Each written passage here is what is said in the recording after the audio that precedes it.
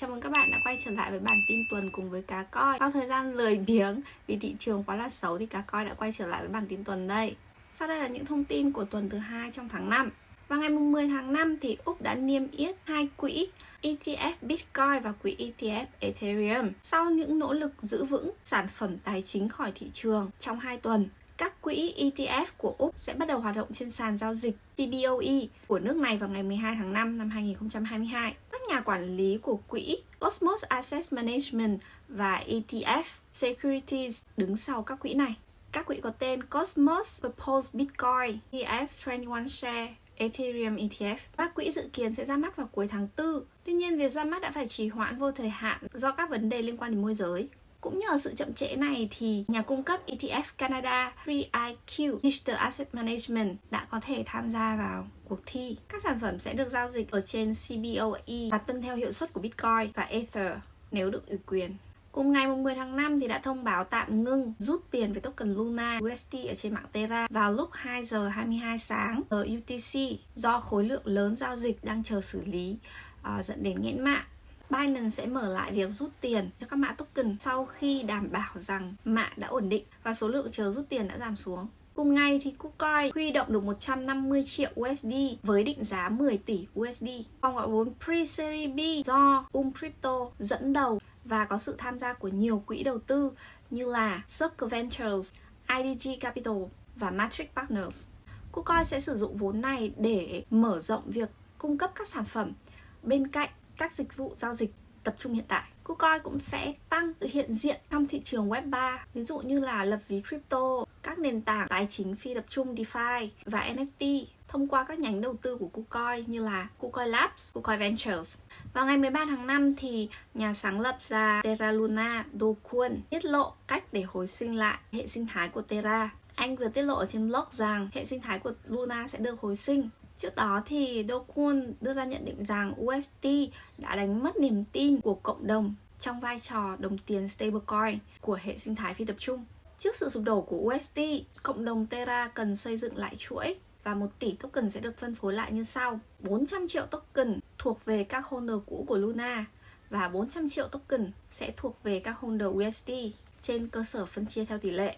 200 triệu token sẽ thuộc về cộng đồng dùng để tài trợ các dự án tương lai và những người cuối cùng mua đồng Luna. Do Kwon cho rằng người dùng nên cân nhắc việc bảo mật tỷ lệ lạm phát hợp lý cỡ khoảng 7%. Kwon đưa ra thông điệp rằng những holder của UST nên được đền bù xứng đáng và Terra cũng cần họ để nuôi dưỡng và bảo vệ hệ sinh thái. Vào ngày 15 tháng 5, Vương quốc Anh cam kết khẳng định điều chỉnh các stablecoin sau cú sập của Terra. Một phát ngôn viên của Bộ Tài chính SM cho biết sẽ có luật điều chỉnh stablecoin. Đồng coin được sử dụng làm phương tiện để thanh toán sẽ là một phần của dự luật thị trường và dịch vụ tài chính trong bài phát biểu của nữ hoàng. Điều này sẽ tạo dịch vụ hoạt động và phát triển ở Vương quốc Anh, đồng thời đảm bảo ổn định tài chính và tiêu chuẩn quy định cao, nhằm khiến các công nghệ mới được sử dụng một cách an toàn và đáng tin cậy. Chính phủ Anh đã tuyên bố kế hoạch chi tiết vào cuối tháng 4 để biến nơi này thành trung tâm crypto toàn cầu, một nơi hiếu khách cho tiền điện tử. Kế hoạch bao gồm việc thiết lập một khuôn khổ quy định hiệu quả cho tiền điện tử, điều chỉnh các stablecoin và làm việc với Royal Mint để tạo ra NFT. Tuy nhiên, kho bạc không có kế hoạch đưa stablecoin thuật toán vào luật vì chúng không đảm bảo sự ổn định giống như Terra Luna là một ví dụ về stablecoin thuật toán. Vào ngày 16 tháng 5 thì Bồ Đào Nha đang xem xét đánh thuế lãi về vốn đối với tiền điện tử. Bộ trưởng Bộ Tài chính Fernando Medina trong một phiên họp đã tuyên bố rằng tài sản Bitcoin sẽ bị đánh thuế trong tương lai gần đây. Các cơ quan thuế của Bồ Đào Nha đang xem xét trường hợp các nước khác đưa ra khuyến nghị về quy định. Hiện tại thì Bồ Đào Nha không xem tiền điện tử là tài sản, thay vào đó chúng được coi như một loại tiền tệ, có nghĩa là doanh nghiệp cung cấp dịch vụ tiền điện tử sẽ bị đánh thuế, còn các cá nhân đầu tư vào chúng thì không. Và Medina cho rằng điều này đó là một lỗ hổng của hệ thống quản lý. Vẫn còn rất là ít thông tin về việc quy định mới sẽ áp dụng như thế nào. Tuy nhiên, Bộ Tài chính đã để mắt đến việc đánh thuế lãi về vốn. Sau những bình luận của Bộ trưởng, thì Ngoại trưởng phụ trách về các vấn đề tài chính Mendonça Mendes cũng đưa ra ý tưởng về việc áp dụng tiền điện tử vào VAT và thuế stamp. Chính phủ vẫn chưa quyết định bất kỳ ngày cụ thể sẽ công bố các quy định mới như thế nào. Vào ngày 15 tháng 5, các nhà lập pháp Hàn Quốc muốn Do Kwon lên tiếng về vụ việc của Terra. Trong cuộc họp đoàn thể của Ủy ban Chính trị Quốc hội Hàn Quốc thì họ đã đề cập đến việc đồng USD bị bỏ neo giá.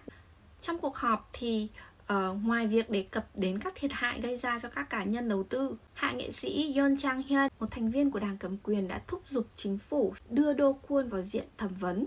Và không chỉ ở Hàn Quốc, một loạt các cơ quan quản lý trên thế giới đã tỏ thái độ mệt mỏi về những thiệt hại mà Terra gây ra và quyết định điều tra toàn bộ thị trường stablecoin. Một loạt các nhà đầu tư đã thú nhận rằng họ đã trở thành người vô gia cư sau cú sập giá lần này. Vài người còn có xu hướng tự tử. Với các nhà đầu tư đang gặp khó khăn lớn thì chính phủ chắc chắn sẽ vào cuộc. Theo vết xe đổ từ những vụ trước đó thì Terra sẽ có khả năng trải qua một đợt hard fork. Theo đề xuất mới nhất từ Do Kwon, dự định gọi đây là Terra Classic và nội dung sẽ được gắn nhãn LUNC. Vào ngày 17 tháng 5 thì co-founder của Twitch huy động được 24 triệu USD cho công ty web 3 MetaTheory. MetaTheory là một công ty về giải trí và gaming web 3 đã huy động được hơn 24 triệu USD trong vòng tài trợ do Andreessen Horowitz dẫn đầu với sự tham gia của Pantera Capital, FTX Ventures, Dragonfly Capital và những nhà đầu tư khác. Được thành lập bởi người đồng sáng lập Kevin Lin, MetaTheory hiện đang phát triển dự án hàng đầu của mình có tên Dutch Breakers, một trong những quyền thương mại khoa học viễn tưởng.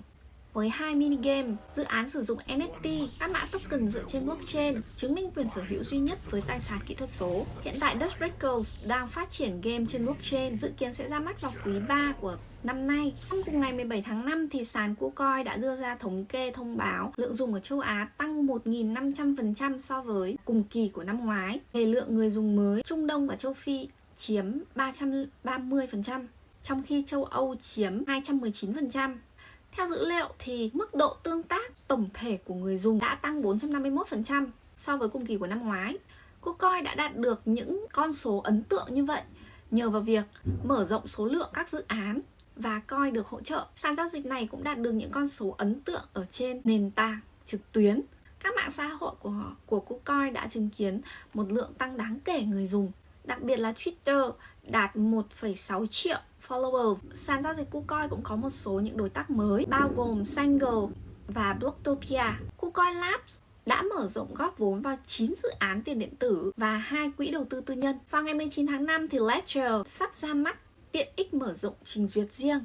Ledger Connect sắp được ra mắt để giúp bạn kết nối tài khoản Ledger trực tiếp với ứng dụng web 3 thông qua máy tính để bàn hoặc thiết bị di động. Dù các bạn có đang đi trên đường, Ledger Connect sử dụng Ethereum và Solana.